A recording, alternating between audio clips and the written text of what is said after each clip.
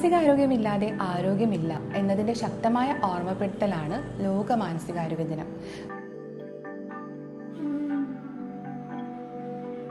ഞാൻ doctor Manjurani, Ayurveda mental health consultant, Manashanthi and Arogyaraksha Ayurveda ചികിത്സാലയം, ആലുവ. ഇന്ന് ഒക്ടോബർ 10 ലോക മാനസികാരോഗ്യ ദിനം.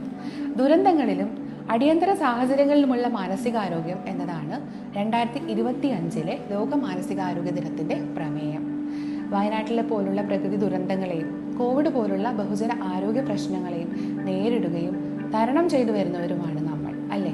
ഇതുപോലുള്ള പ്രകൃതിക്ഷോഭങ്ങൾ, അപകടങ്ങൾ, യുദ്ധങ്ങൾ ഇവയൊക്കെ കുട്ടികളെ മുതൽ പ്രായം ചെന്നവരെ വരെ പലതരത്തിലായിരിക്കാം ബാധിക്കുന്നത്. ചിലപ്പോൾ കുടുംബവുമായി വേർപെട്ടേക്കാം, ഉപജീവന മാർഗം നഷ്ടപ്പെട്ടേക്കാം, അടിസ്ഥാന സൗകര്യങ്ങളിൽ കുറവ് വന്നേക്കാം. ഇത്തരം സാഹചര്യങ്ങളിലൂടെ കടന്നുപോകുന്ന ഒരു കുട്ടിയുടെ തലച്ചോറിന്റെ വികാസത്തെ പോലും തടസ്സപ്പെടുത്തിയേക്കാം.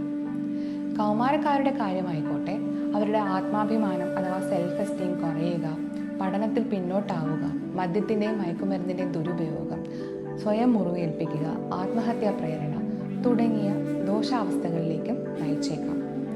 എന്നാൽ ഇത്തരം പ്രതിസന്ധികൾ ചിലരിൽ മാനസിക പിരിമുറുക്കങ്ങൾ, ഉത്കണ്ഠ, വിഷാദം, പോസ്റ്റ് ട്രോമാറ്റിക് സ്ട്രെസ് ഡിസോർഡർ, ഉറക്കക്കുറവ് എന്നീ പ്രശ്നങ്ങളിലേക്ക് നയിച്ചേക്കാം. എന്നാൽ ഇതിൽ നിന്നൊക്കെ വ്യത്യസ്തമായി മറ്റു ചിലരിൽ തീവ്രമായ വികാര പ്രകടനങ്ങൾ, പരിഭ്രാന്തരാവുക, മുൻപില്ലാത്ത പോലെ ദേഷ്യപ്പെടുകയോ സങ്കടപ്പെടുകയോ ചെയ്യുക തുടങ്ങിയ ലക്ഷണങ്ങളാവും പ്രകടമാവുക. ഇത്തരം സാഹചര്യങ്ങളെ നമുക്ക് എങ്ങനെ ഫലപ്രദമായി നേരിടാം? നമുക്ക് എല്ലാവർക്കും അറിയുന്നത് പോലെ ദുരന്തങ്ങൾ നേരിട്ട് അനുഭവിച്ചവർക്ക് അതുമായി പൊരുത്തപ്പെടുവാൻ സമയം ആവശ്യമാണ്. അവരുടെ പ്രശ്നങ്ങൾ അടുത്ത കുടുംബക്കാരുമായോ ബന്ധുക്കളുമായോ പങ്കിടുക വഴി അമിതമായ മാനസിക സമ്മർദ്ദങ്ങൾ കുറയ്ക്കാം. ഇഷ്ടപ്പെട്ട പ്രവൃത്തികളിൽ ഏർപ്പെടുന്നതും കൃത്യമായ ദിനചര്യ പാലിക്കുന്നതും ഒരു പരിധിവരെ സഹായകമായേക്കാം.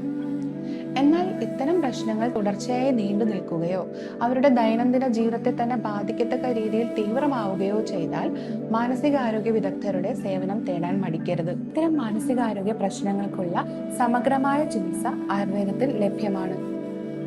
രോഗാവസ്ഥയ്ക്ക് അനുസരിച്ച് ഉള്ളിൽ കഴിക്കേണ്ട ആയുർവേദ ഔഷധങ്ങളും രോഗ തീവ്രത കൂടുതലുള്ളവർക്ക് ശരീരമന ശുദ്ധിക്കായുള്ള പഞ്ചകർമ്മ ചികിത്സയും മനഃശാന്തിക്കായുള്ള സത്വാവജയ ചികിത്സ അഥവാ ആയുർവേദ സൈക്കോതെറാപ്പിയും സംയോജിപ്പിച്ചുള്ളൊരു ചികിത്സാ രീതിയാണ് ആയുർവേദത്തിൽ നിർദ്ദേശിക്കപ്പെട്ടിരിക്കുന്നത്. ഈ ലോക മാനസികാരോഗ്യ ദിനത്തിൽ മാനസികാരോഗ്യം സംരക്ഷിക്കപ്പെടുന്നതിനും എല്ലാവർക്കും പ്രാപ്യമാകുന്നതിനുമുള്ള ശ്രമങ്ങൾ നമുക്ക് ശക്തമാക്കാം.